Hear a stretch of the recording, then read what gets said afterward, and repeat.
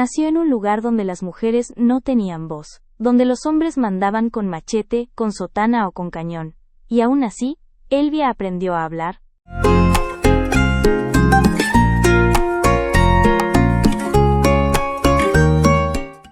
Elvia Carrillo Puerto nació en Motul, Yucatán, el 6 de diciembre de 1878, en una familia mestiza, numerosa y profundamente marcada por el contexto de su época.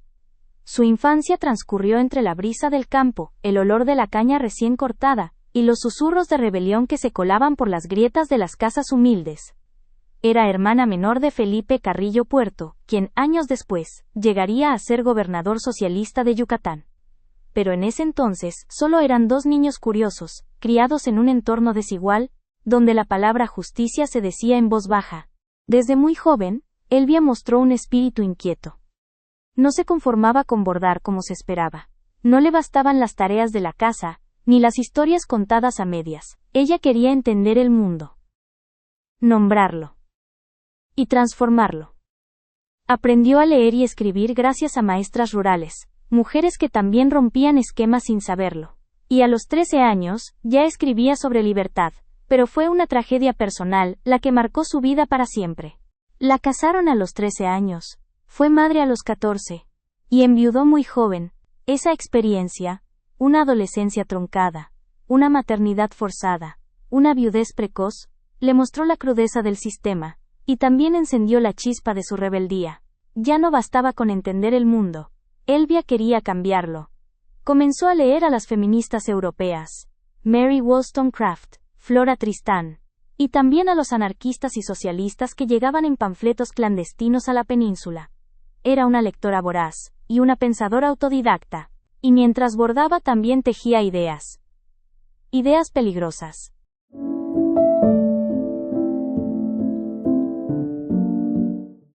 Yucatán, en los albores del siglo XX, era un hervidero de contrastes. El porfiriato impulsaba la industria nequenera, pero lo hacía con mano de hierro.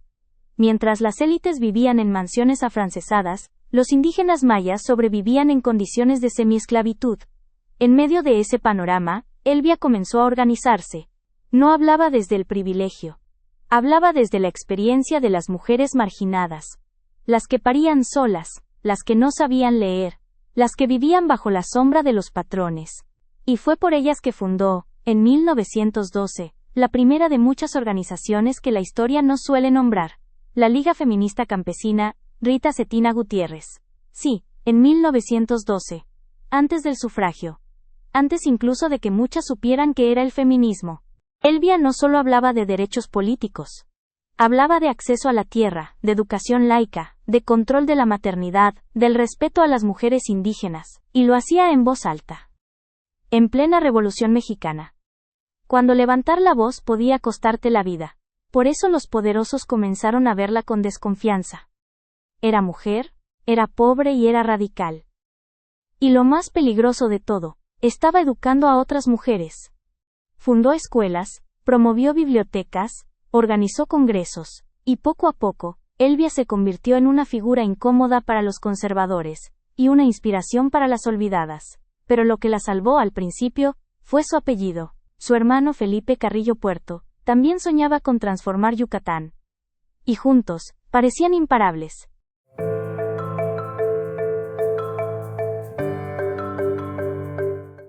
Elvia había encendido una llama, pero esa llama se convirtió en incendio cuando, en 1922, su hermano Felipe Carrillo Puerto, llegó al poder como gobernador socialista de Yucatán. Era el primer gran experimento de gobierno de izquierda en México.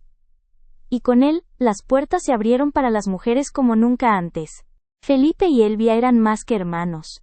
Eran aliados ideológicos. Él la admiraba, le temía un poco, como todos los hombres poderosos que no pueden controlar a una mujer brillante, y al mismo tiempo, la apoyaba como pocos. Elvia fue parte activa de su gobierno, promovió reformas agrarias con enfoque de género, defendió la educación para las niñas mayas, fundó cooperativas dirigidas por mujeres, y sobre todo, impulsó el voto femenino. Sí, en 1923, Elvia Carrillo Puerto fue electa diputada local. La primera mujer mexicana en llegar a una legislatura estatal. Su discurso inaugural fue breve, pero contundente. No he venido a pedir derechos, he venido a ejercerlos. Pero ese poder, tan nuevo, tan feminista, tan radical, no gustó en todas partes. Mientras Elvia legislaba por las campesinas, mientras Felipe abría escuelas, expropiaba tierras y defendía a los mayas, los enemigos crecían. Y no eran pocos: el clero, los hacendados, la prensa conservadora, incluso sectores del ejército, vieron en los hermanos Carrillo Puerto una amenaza. El 3 de enero de 1924, Felipe fue asesinado, ejecutado por órdenes del ejército rebelde, frente a una pared blanca, él y 11 de sus colaboradores.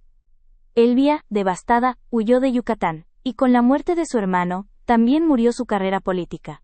Nadie quiso volver a tocarla, nadie la defendió, nadie. Porque Elvia, sin el poder protector de su hermano, era una mujer sola, demasiado peligrosa para el sistema.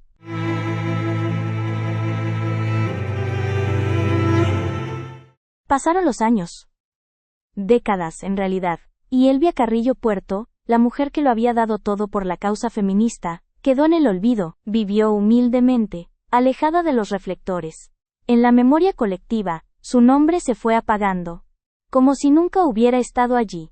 Pero la historia, a veces, da giros irónicos. En 1953, cuando por fin se reconoció el derecho al voto de las mujeres en México, las autoridades quisieron dar una imagen de inclusión. Querían una figura simbólica. Querían a Elvia. La invitaron al Congreso, le ofrecieron una silla, la llamaron pionera, y luego, la mandaron a su casa. No le ofrecieron ningún puesto. No la integraron en ninguna comisión. No recuperaron sus ligas campesinas. No publicaron sus discursos.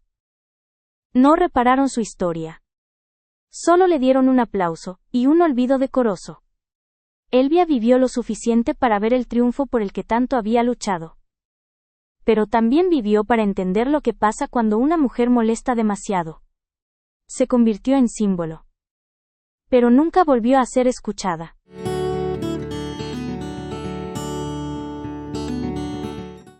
Elvia Carrillo Puerto murió el 15 de abril de 1968 a los 89 años. Sin homenajes, sin tribunas, sin justicia. Murió con la dignidad de quien lo dio todo, y recibió poco.